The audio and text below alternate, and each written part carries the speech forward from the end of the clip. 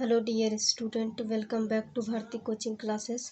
आज की क्लास में पढ़ेंगे क्लास 7 का साइंस चैप्टर नंबर 17, जिसका नाम है पवन, तूफान और चक्रवात। अभ्यास के प्रश्न उत्तर को देखेंगे।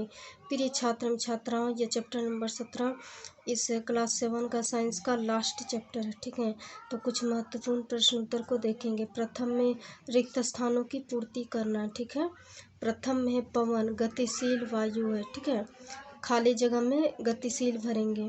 नेक्स्ट है पवन पृथ्वी के असमान तापन के कारण उत्पन्न होता है, तो समान नहीं असमान भरेंगे। ठीक है, नेक्स्ट है पृथ्वी की सतह के निकट गर्म वायु ऊपर उठती है जबकि ठंडी वायु नीचे आती है, तो पहले गर्म वायु ऊपर उठती है, गर्म भरेंगे, और नीचे आती है वो ठंडी वायु, ठंडी भरेंगे। नेक्स्ट में है वायु अधिक दाब के क्षेत्र से कम दाब के क्षेत्र की ओर गति करती है। पहले अधिक दाब होगा, उसके बाद गति कहाँ करती है, कम दाब की ओर। ठीक है, नेक्स्ट में सही और गलत का चयन करना है। जो सही होगा सही टिक लगाना है, जो गलत होगा गलत टिक लगाना है। प्रथम में है जलवाष्प युक्त पवन के कारण वर्षा होती है, तो ये सही है। ठीक है, नेक्स्ट है चक्रवात आने की सूचना 1 महीने पहले दी जाती थी, ये बिल्कुल गलत है। चक्रवात कब आ जाए इसका कोई निश्चित समय नहीं होता है, फिर भी पता लगा लिया जाता है। ठीक है, कुछ समय पहले। नेक्स्ट है गर्जन के साथ भारी बारिश यानी वर्षा होने पर ऐसी छतरी का प्रयोग करना चाहिए जिसकी डंडी यानी कि हैंडल जिसको बोलते हैं हैंडल, धातु की नहीं बनी हो। ठीक है, धातु का नहीं होना चाहिए, लकड़ी का वगैरह का होना चाहिए, तो ये बात सही है। ठीक है, नेक्स्ट है शीतकाल में पवन थल से सागर की ओर बहती है, ये गलत है। ठीक है, सागर से थल की ओर होती है,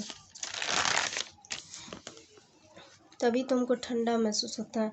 नेक्स्ट 3 नंबर में सही उत्तर का चयन करना है। ठीक है, यानी चूज करके लिखना आपको अपने बुक से। तो प्रथम में है पवन बहने की दिशा होती है। ठीक है, तो इसका उत्तर का नंबर में हमको चुनना है, अधिक दबाव वाले क्षेत्र से कम दबाव वाले क्षेत्र की ओर। ठीक है, नेक्स्ट है मानसून हवाएं, तो इसका का नंबर में चुनना है, गर्मी के दिनों में समुद्र से पृथ्वी की ओर बहती है। ठीक है, नेक्स्ट है गर्जन के साथ भारी वर्षा होने पर हमें, इसका उत्तर घ नंबर में चुनना, हमें ऐसी छतरी का प्रयोग नहीं करना चाहिए जिसकी डंडी यानी कि हैंडल धातु की बनी हो।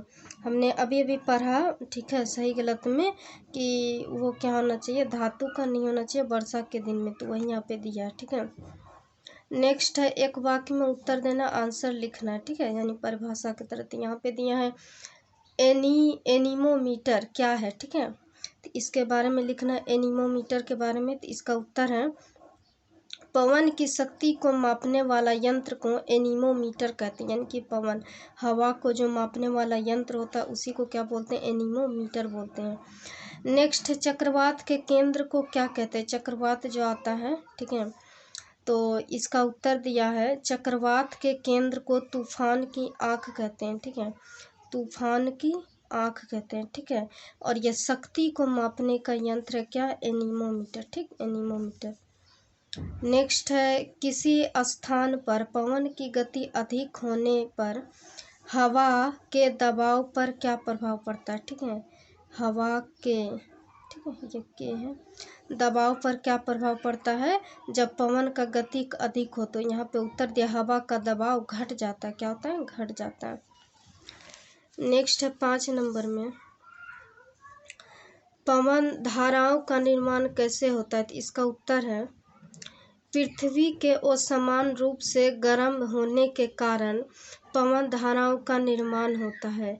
इनमें 2 स्थिति बनती है। प्रथम स्थिति में दिया है भूमध्य रेखीय क्षेत्रों और ध्रुवीय क्षेत्रों का असमान रूप से गर्म होना, यानी कि भूमध्य क्षेत्र, बहुत इंपॉर्टेंट डियर स्टूडेंट, इसलिए मैं अंडरलाइन कर देती हूँ, आप इसे नोट कर लेंगे अपनी कॉपी में। भूमध्य क्षेत्र, भूमध्य रेखीय क्षेत्र और ध्रुवीय क्षेत्र, ये दोनों क्या होता है, असमान रूप से गर्म होता है। ठीक है, समानता नहीं होता लेकिन गर्म रहता है। नेक्स्ट है धरती और समुद्र का असमान रूप से गर्म होना, धरती और समुद्र का, ठीक है।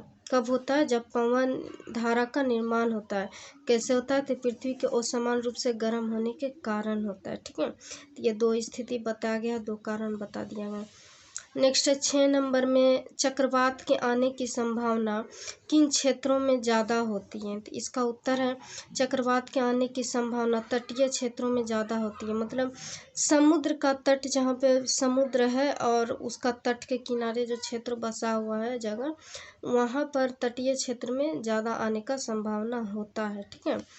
नेक्स्ट और लास्ट प्रश्न है इस चैप्टर का, गर्मी के दिनों में पवन समुद्र से पृथ्वी की ओर क्यों बहता है? तो इसका उत्तर है गर्मी के दिनों में थलीय क्षेत्र अधिक तेजी से गर्म होता है और अधिकांश समय थल का ताप समुद्री जल की अपेक्षा अधिक रहता है।